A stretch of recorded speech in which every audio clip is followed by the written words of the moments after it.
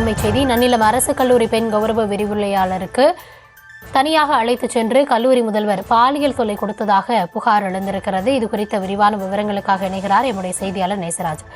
நேசராஜ், வெளியாகி இருக்கும் புகார் என்ன? இது தொடர்பான விரிவான விவரங்களை வழங்கலாம்.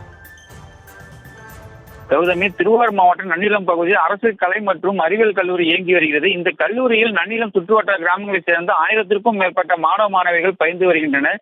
இந்த நிலையில் இந்த கல்லூரியில் இயற்பியல் துறையில் கௌரவ விரிவுரையாக ஒரு பெண் பணியாற்றி வருகிறார். இந்த நிலையில் கல்லூரியின் முதல்வர் ராமசுப்பிரமணியன் அந்த கௌரவ விரிவுரையாளரை தனியாக என்னை பார்க்கும்படியும் ஆசையாக பேச வேண்டியும் செல்போனில் மெசேஜ் செய்து, உனக்கு என்ன தேவை நான் செய்து தருகிறேன் என்றும் நேரில் பேசும் பொழுது தோளில் கை வைப்பது என பாலியல் தொந்தரவு செய்துள்ளார். இது குறித்து கௌரவ விரிவுரையாளர் நன்னிலம் அனைத்து மகளிர் காவல் நிலையத்தில் புகார் அளித்துள்ளார். புகாரின் அடிப்படையில் போலீசார் கல்லூரி முதல்வர் ராமசுப்பிரமணியம் மீது வழக்கு பதிவு செய்து விசாரணை நடத்தி வருகின்றனர். கல்லூரி முதல்வர் பெண் கௌரவ விரிவுரையாளருக்கு பாலியல் தொந்தரவு கொடுத்த சம்பவம் அப்பகுதி பெரும் பரபரப்பு ஏற்படுத்தியது. கௌதமி,